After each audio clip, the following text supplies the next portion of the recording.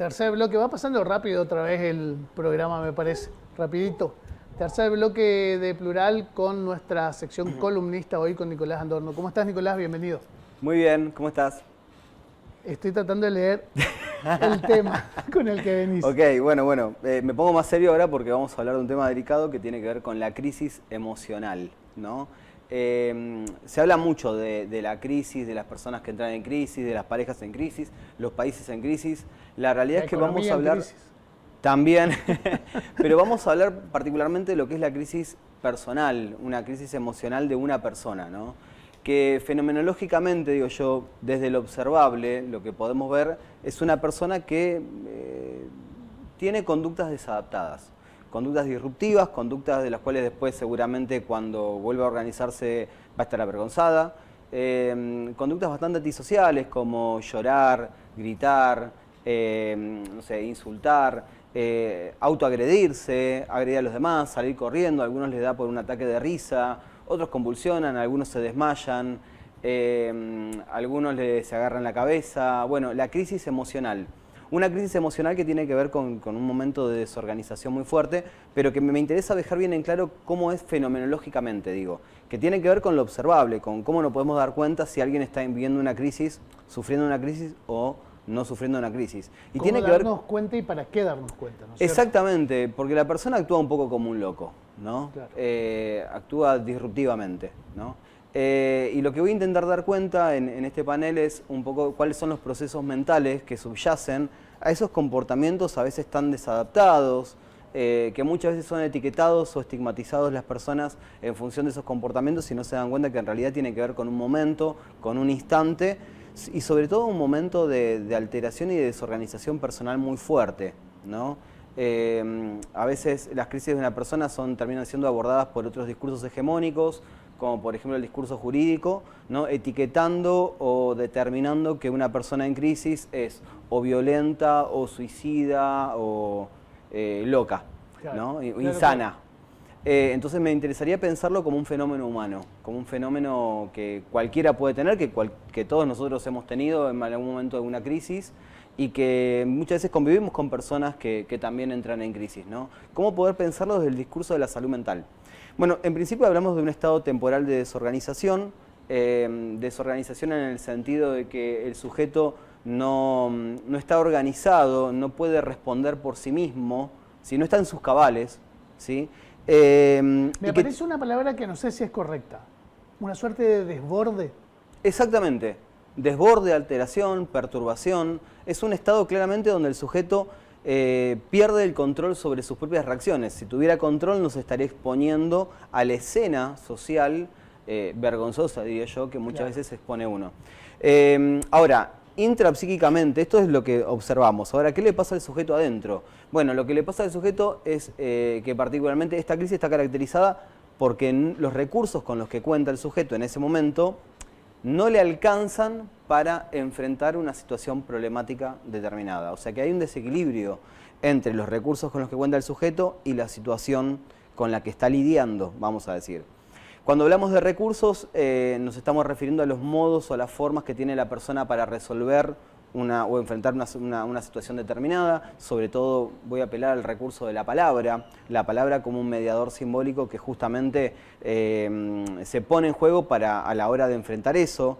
Vamos a hablar de un sujeto que es incapaz de enfrentar una situación, no porque no tenga ganas, no porque le dé fiaca hacerlo, sino porque realmente no estaría contando en este momento contando con recursos necesarios como para enfrentar esa situación. Por lo tanto, esa situación lo está desbordando, ¿no? Yo planteo esta cuestión de estos dos ejes, ¿no? Por un lado, una situación problemática determinada y por otro lado, un sujeto que es incapaz de resolver, de asimilar, de enfrentar esta situación determinada. Para algunas personas, esa situación problemática, o sea, hay personas que tienen recursos para enfrentar esta situación, entonces directamente van, la resuelven, la enfrentan, la asimilan, sortean, superan y pasa, claro. y pasa, ¿no? se controlan, vamos a decir. Pero hay personas que por ahí no tienen tantos recursos y justamente son los que están más expuestos a desbordarse frente a situaciones que a otras personas no les pasa. Entonces la persona que tiene más recursos que la otra dice, bueno, si yo no me desbordo o si yo no hago locura frente a esta situación, porque él se va estabilizando a hacer eso, digamos. Entonces, porque suele suceder que muchas veces uno termina poniendo el acento en la situación problemática, ¿sí? Y se olvida del sujeto. Yo te lo explico muchas veces en las clases y mis estudiantes, concluido esta cuestión, le pregunto a los estudiantes, bueno, ¿cuáles pueden ser la causa de una crisis? Que es una pregunta engañosa, porque... Y enseguida los estudiantes que escuchan esta cuestión responden idiosincráticamente, o sea, responden por lo que uno, por inercia, responde, por sentido común responde, que es, bueno, la causa de una crisis puede ser que te roben en la calle, o la muerte de un hijo, o que se te rompa un plato, o que descubras una infidelidad de tu pareja, o que un amigo te traicione, o que pierdas el trabajo, claro, o que pierdas plata en la calle, qué sé yo, digo, o que choques el auto. Y las personas tienden a hacer esto, ¿no? De poner el foco en la situación problemática, ¿sí? Pero la crisis no está generada por la situación problemática. La crisis está generada justamente por la escasez de recursos que tiene el sujeto. Si nosotros lo planteamos de esta manera, vamos a ver en la crisis una excelente oportunidad para ayudar al sujeto a desarrollar recursos para que pueda enfrentar esa situación. En vez de estigmatizarlo, castigarlo, no burlarlo, retarlo, discriminarlo, etcétera, ¿no? Lo que está necesitando el sujeto es un otro organizado que pueda ayudarle a ese sujeto a enfrentar esa situación problemática. ¿Y quién es ese otro?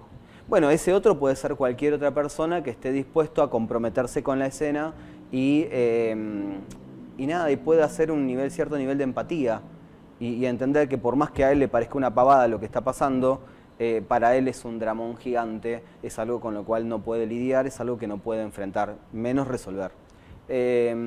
Cuando planteamos estas cuestiones, a veces la crisis se presenta como una situación claramente es bastante desagradable para la persona y para el contexto también, pero la crisis a veces se presenta como un incendio a apagar, como algo que hay que evitar, que hay que prevenir.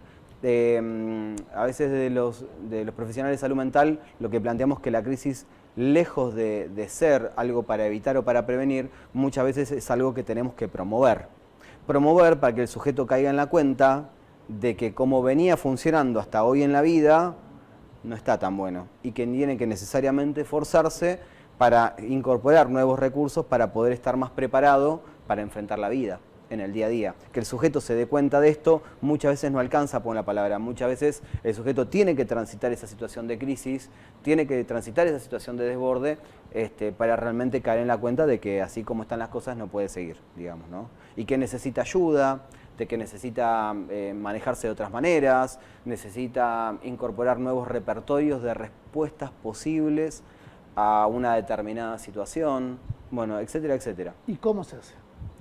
Bueno, en principio es interesante pensar a la crisis entonces como un fenómeno transicional, ¿sí? Un fenómeno de tránsito, transicional porque es de tránsito, ¿no? Es por un momento.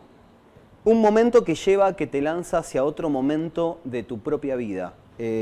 Cuando hablamos de un fenómeno transicional nos estamos refiriendo que de alguna manera uno nunca es el mismo antes o después de vivir una crisis, ¿sí? Uno se puede hacer el tonto frente al discurso, frente al señalamiento del otro, pero uno no se puede hacer el tonto frente a la propia crisis. Por eso es que me parece que la crisis como fenómeno transicional es interesante destacarlo, porque esto es lo que nos lleva a una resolución, de pensar que la crisis es un salto hacia otro momento de su propia vida. Pensarlo de esta manera está bueno porque la crisis en este sentido constituye también una oportunidad de superación. Nicolás, entonces, lejos de evitarla, la idea es acompañar, no asustarse, entender que es una situación de desborde que puede tener cualquiera y sobre todo hacer empatía y poder acompañar y ayudar a ese otro, no solamente a superar la situación problemática esa, sino sobre todo a generar recursos necesarios para que la persona en la vida esté más superada, digamos, sea más resiliente. Me parece importante el tema y como creo que la gran mayoría en algún momento pudimos haber tenido o podemos tener estas crisis, ¿cómo incorporar esto para manejarlo de verdad? O sea, que no quede en una cuestión, bueno, si me pasa tengo que ir a hacer un tratamiento, no sé, o tengo que ir sino en el día a día, digamos. ¿Cómo Me lo parece que en identifico? principio es registrarlo y darle cabida. O sea, hay que darle cabida. Decir, bueno, nada, esto... Empiezo por admitirlo. Me dejó sin recursos. Esto realmente yo pensé que podía con esto y no pude. ¿Sí? Implica un replanteo de los propios mecanismos con los que uno funciona en la vida. Implica un replanteo de la forma en que yo veo el mundo, de la forma en que yo pienso en una realidad determinada, una realidad de padre, una realidad de pareja, una realidad familiar, una realidad laboral. La crisis hay que darle mucha cabida porque es algo que justamente como fenómeno transicional te lleva a replantearte todas las formas en que vos te vinculás con el mundo. Y me parece que esto es un punto súper necesario, ¿no? Hay un poema de Albert Einstein que quería, para cerrar sobre todo acá la columna, que quería leerles porque me parece que es muy interesante y viene en este sentido, ¿no? De pensar a la crisis como una oportunidad de superación. Dice, no pretendamos que las cosas cambien si siempre hacemos lo mismo. La crisis es la mejor bendición que puede sucederle a personas y países, porque la crisis trae progresos. La creatividad nace de la angustia como el día nace de la noche oscura.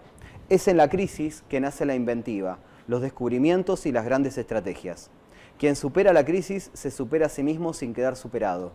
Quien atribuye a la crisis sus fracasos y penurias, violenta su propio talento y respeta más a los problemas que a las soluciones. La verdadera crisis es la crisis de la incompetencia. El problema de las personas y los países es la pereza para encontrar la salida y soluciones. Sin crisis no hay desafíos. Sin desafíos, la vida es una rutina, una lenta agonía. Sin crisis no hay mérito. Es en la crisis donde aflora lo mejor de cada uno, porque sin crisis todo viento es caricia. Hablar de crisis es promoverla y callar en la crisis es exaltar el conformismo. En vez de esto, trabajemos duro, acabemos de una vez por todas con la única crisis amenazadora, que es la tragedia de no querer luchar para superarla. Albert Einstein, el físico de la teoría de la relatividad, bueno, él propuso ese poema. Me parece una genialidad, digamos. Nicolás, ¿está en la agenda de la salud mental este tema? No he escuchado, siempre transversalmente, siempre la crisis aparece transversalmente, pero me parece que hoy la crisis está más dominada por discursos hegemónicos que no tienen que ver con la salud mental, el discurso biomédico, mediquemos para evitar la crisis, claro. El discurso jurídico, etiquetémosla como un acto de un delito, o etiquetémosla punitivamente, o del discurso idiosincráticos discriminadores de siempre, que es marginemos al loco, ¿no? ¿Cuál es la crisis emocional más difícil de detectarnos nosotros mismos? Por ahí estas que hablabas son más fáciles porque son más evidentes.